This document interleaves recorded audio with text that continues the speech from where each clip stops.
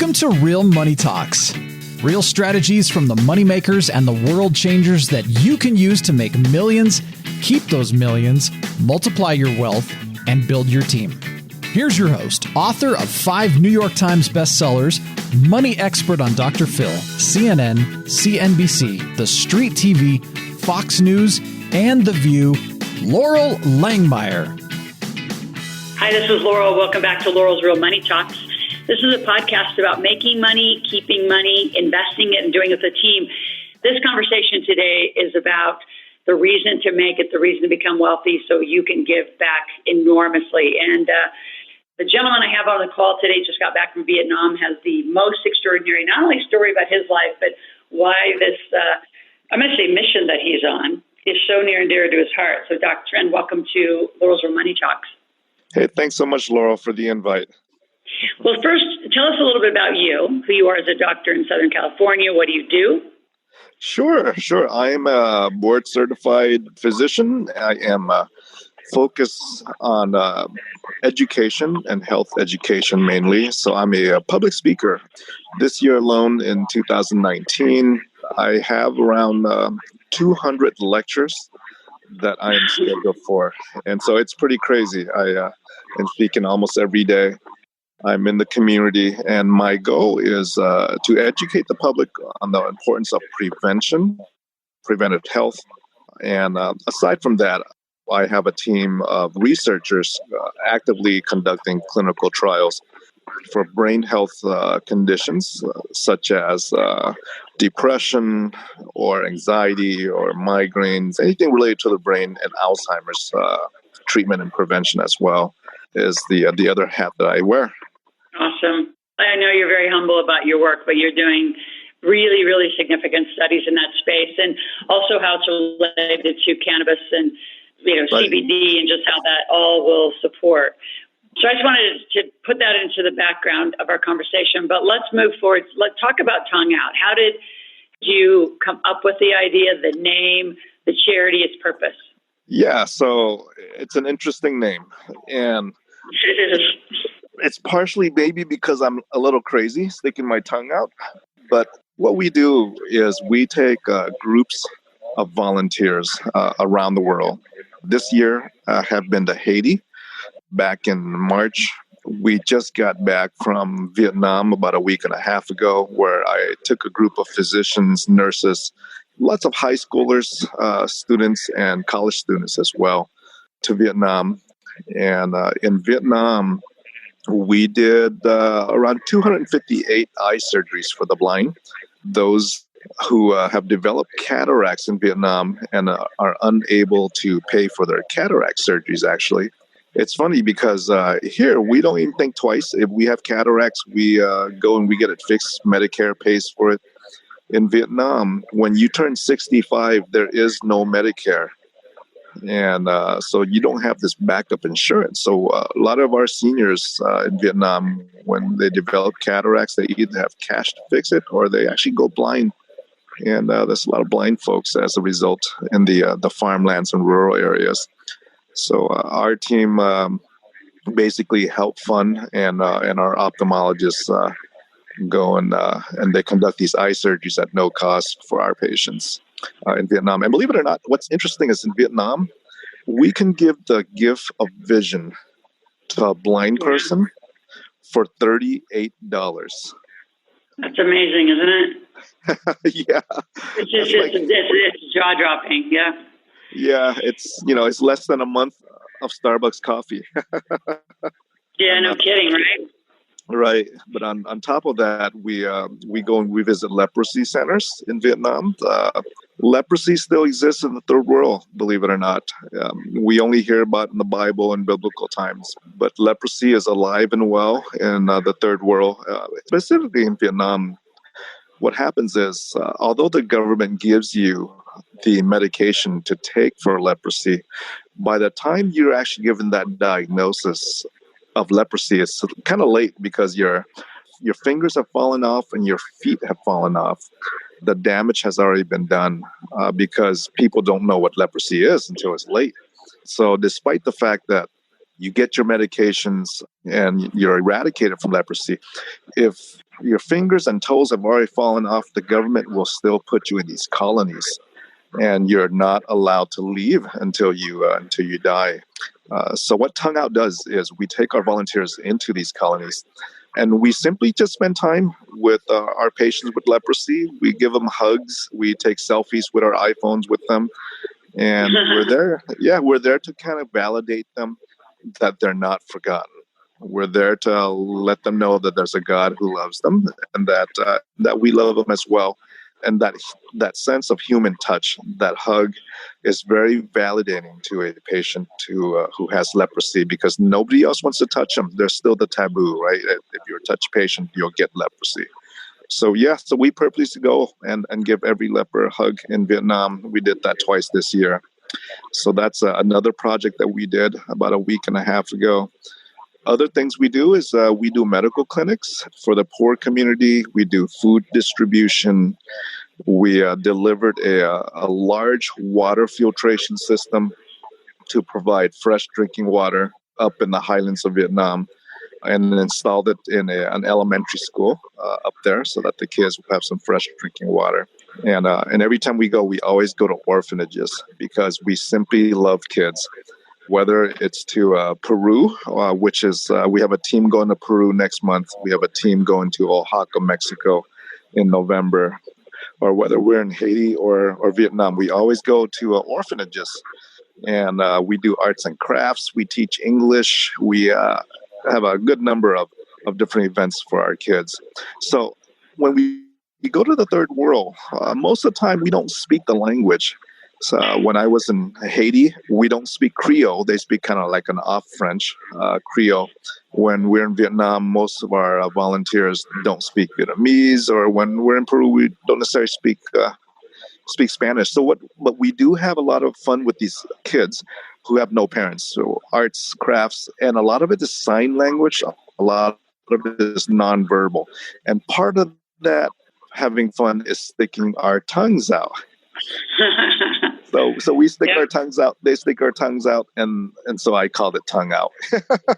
Kind of weird. Yeah, I love it. So I want to hear and I know you have a big backstory, but talk about why. I mean, you were born in Vietnam. You came here in a very turbulent time. Yes. I actually heard that story through your fundraiser, and I want to talk about fundraising for those listening, because this is a pretty international podcast. People are listening from all over the world. So your opportunity, and I'm going to have, actually, why don't you give the website now of TongueOut? I mean, if it's something that's near and dear to your heart or speaks to you, to give any donations. So we'll come back to the fundraising, but go ahead and give the website, and then I want to hear your story and how you got here. Yeah. Definitely. Our website is basically TongueOut, which is all one word, just like sticking your tongue out, TongueOut.org. O-R-G, and you can see our projects on there. You can donate on there. You can see our board of advisors and those who are involved, our doctors and nurses. But more, if you want to see it more actively, go to Facebook and find TongueOut. We're more active on there. When we're on our trips, I put it on Facebook Live for our viewers and fans to follow. But let me tell you quickly my story. If you remember the Vietnam War, the war ended in April 30th, 1975. And on April 30th, 1975, I was actually a 5-year-old boy. And I quite clearly remember the war, and I remember the end of the war. I remember on April 29th, which is a day before the end of the war, I remember being on the tarmac of the Saigon airport. It was a gray, drizzly day.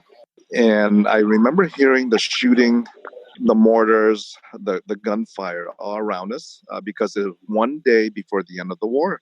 And so they were fighting basically street to street, house to house, they were shooting. And I was with my siblings. I was the oldest of 5. My sister was 3. My other sister was 2 years old. And my brother was 3 months old. And Mom was with us. And it was very turbulent time.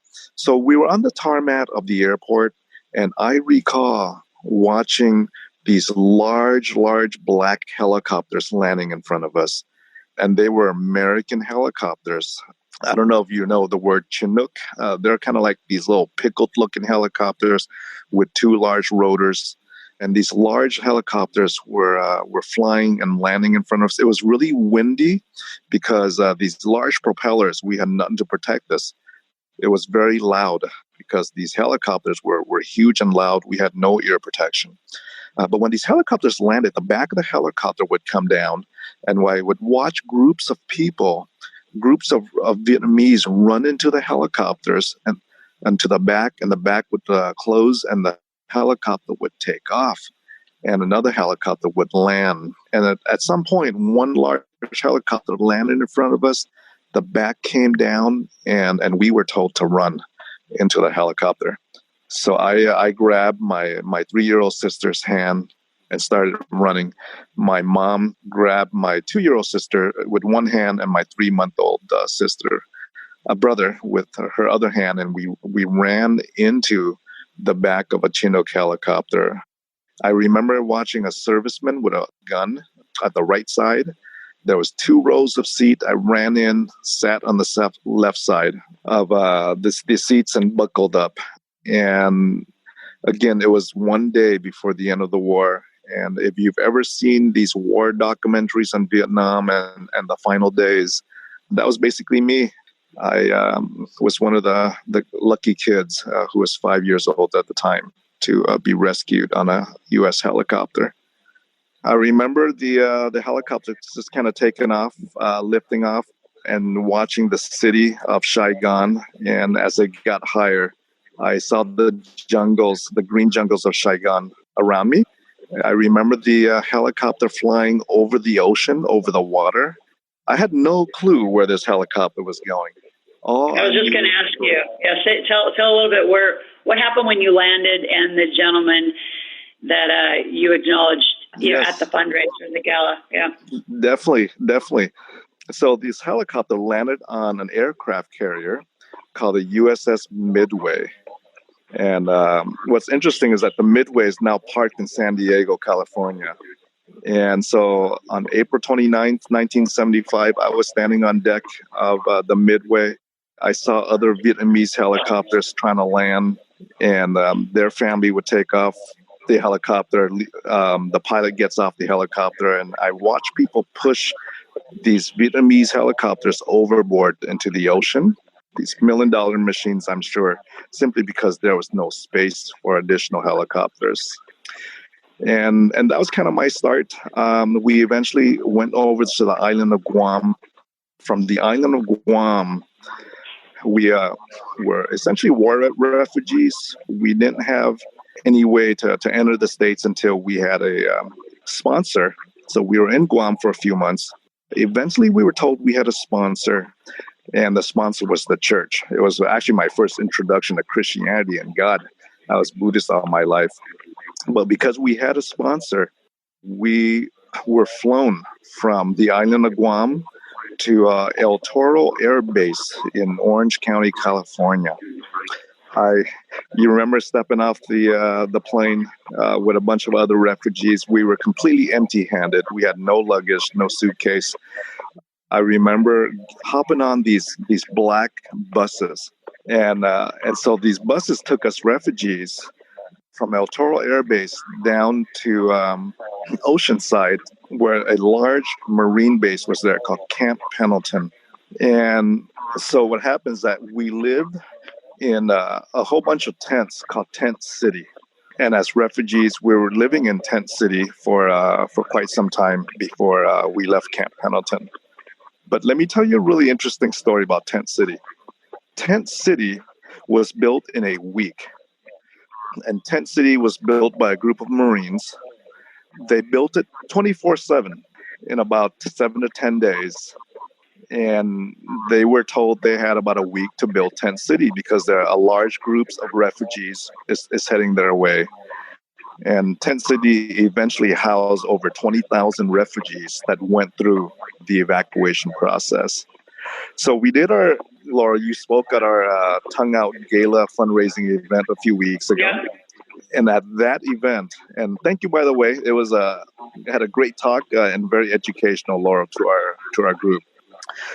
But at that event, I had the privilege of introducing the man who built Tent City back in 1975. His name was Colonel Tom McCohen, who I think back then was probably a major, but he was in charge of a group of Marines, and he was charged with the task of, in a week or so, building an entire city made of tents with infrastructure for refugees like myself, and so we were so grateful at that event to introduce Colonel Tom Cohen. I think as a refugee myself from a war, and as an immigrant, I can't tell you how grateful we are for our veterans, and how grateful we are just for the United States of America, for the opportunity to have freedom of speech, to have opportunity to have freedom of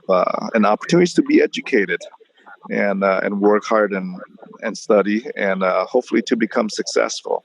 And that's how TongueOut got started. TongueOut got started because it is how we give back from the freedom that we have to escape from the war, especially myself as a 5-year-old boy. And I'm giving back through TongueOut, and I take volunteers to come and give back as well. And so thanks for being part of it, Laura. Absolutely. Well, I appreciate the invitation. And like you said, you've been part of our community, and we're going to continue to grow. Let's talk about the integrated health and wealth. In my journey, I'm calling this like chapter 8, right? So Everybody has chapters in their life, right? That whole transition from Vietnam to Pendleton, was another chapter for you. And we all have chapters. And my background is health, master's in exercise physiology. And I love the cannabis, the hemp, the CBD space. I love what it's going to do to heal people. So about a year ago when we met, expanded my integrated wealth systems to integrated health and wealth. And so, Doc, you and I are going to be doing a series of workshops that'll have, clearly TongueOut there as a charity and a place to give back. And, and our give back always with our community has been financial literacy for kids. So when parents join, they get to bring their kids to get financially literate and start that conversation in the household, which rarely happens. So talk about how you see that integration. That's kind of how I see it. And I also want to get more involved in your CBD council. I mean, you're involved in so much that is affecting so many lives. So talk about how you see the integration of the many things you're doing. Definitely. I believe in the concept of what I call PPP. They're kind of acronyms, but PPP for myself stands for purpose, passion, and lastly, profits. Profits not because you want to make a ton of money, but profits because in reality, we need money to fulfill our purpose and our passion in life. Whatever that purpose we set for ourselves, for our organization, for our family, for our company, it needs to be driven with passion, right? To move that forward. But it also needs to be funded. Yeah. In real life, you need money to fulfill your purpose and your passion. How I wrap this into life is I use, my purpose and my passion is to give back. And I do that through TongueOut, through my nonprofit. But at the same time, I need to fund my purpose and passion. I need to pay for the eye surgeries. I need to fund the wells that we build in Vietnam, and to build schools and elementary schools in different locations around the world. That funding needs profits. That's the last P. And Laura, quite frankly, integrated health and wealth plays a huge role in teaching financial literacy, teaching financial IQ, to help the community, to help your community and our community, and create wealth with the simple purpose of giving back, of fulfilling that PPP with that. So it's a great match, and we love it, and we love your community as well. So those of you that are listening from around the world, stay tuned. I'm going to talk about one more thing. If you have any questions in my podcast, you can always go to AskLoral, AskLoral.com. Ask questions, make a request. Again, we'll put in the podcast show notes, again, the TongueOut website, and how you can get involved. And I request you just stay connected to both of us, stay connected to our emails and our invitations when we start our series. But also let's talk about our bigger plan that we're just starting to talk about for next year. Is we have a big table community, a lot of folks who, love the financial mission, and obviously health and wealth they go together. You're not going to have wealth for very long without your health, and vice versa. So let's talk about some of the ideas. It's been brewing on my mind, and then you texted me last week and said, let's take a group to Vietnam. Yes. Let's go and fulfill both charity work, giving back, and at the same time, let's incorporate our mission of financial IQ, education, and possibly product sourcing in Vietnam as well. So we go back to Vietnam at least twice a year. And I would love to take Big Table. I would love to take your community to come visit our leper patients, to come watch eye surgeries, to be involved with us in our medical clinics, and to just love on orphans and children with us. I would love to take you back to Vietnam and the community back to Vietnam with the purpose of giving back. I mean, none of us die bringing our bank account. So we have a responsibility, and I have a responsibility to figure out what I want to do with my life. We're going to live once, and I want to be able to give back in some way. And we do that through our vehicle of TongueOut, which is a 501c3 nonprofit. But when we go back, and I want to take a Big Table back, when we go back, let's also add an aspect of financial literacy, financial education, maybe some masterminding events as we're traveling and giving back. And let's go visit some expos together. Let's visit and check out possible sourcing of products, whether you're selling on Amazon or whether you have your own brick and mortar business. I'm well connected in Vietnam with manufacturing. We're well connected with different vendors and sourcing material, and including shipping as well internationally. And we can certainly give you a tour, and we can do that with our Big Table folks as a group. So that'll be fun. I'm excited. Yeah, I am too. And we have, like I had mentioned prior to our call, we have Big Table clients in Australia, another Sheila who's in Boston, also in Hong Kong. And they take you more on the manufacturing side. So not just selecting the product, but if you have a product, where do you get it manufactured? So I think we can put together quite an interesting international tour to just create a whole nother experience for those who not only want to be in the give back side, but add the business trip to it on the other side. Yes. We'll get very connected. So we have got to wrap up. One more time, I want you to give the TongueOut website and just the final word. Definitely. Our website again is TongueOut.org is our website. You can connect with us through there. You can donate through there, or you can go on Facebook and look up TongueOut, and you'll find us on there. I think we got about 30,000 followers on Facebook. We're also on Instagram as well. But again, I want to thank you for the opportunity to come and chat about TongueOut because we are about not just making money, but giving back to our community and having a purpose to all that. And I'm looking forward to taking Big Table to Vietnam next year. We will provide translators. We will provide guided tours for Big Table. We'll take you to our expos. As you know, Vietnam is up and coming and developing a great relationship with the U.S. When you go to the store now, you see a lot of stuff made from Vietnam due to a lower labor cost than China now. And we want to give you exposure to the opportunities to invest and look for products and talk to manufacturers and develop relationships with businesses in Vietnam. So it'll be a TongueOut Plus event. Exactly.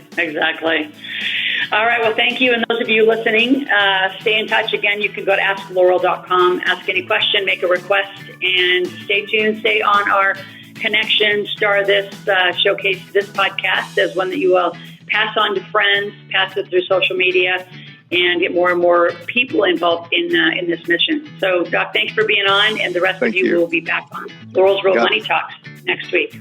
God bless.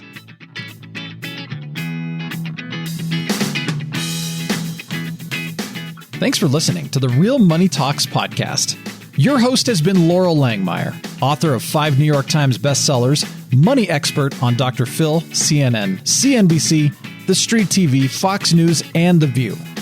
Want to learn more about off-Wall Street investing, tax strategies, and multi-million-dollar business strategies? Visit liveoutloud.com/podcast for past episodes, show notes, and resources. For some special wealth-building gifts only for Laurel's podcast listeners, visit liveoutloud.com/podcast gifts. Do you have a burning question for Laurel? Visit asklaurel.com to submit your question, and it may just be covered on a podcast episode. So stay tuned and be sure to subscribe to get new episodes every week.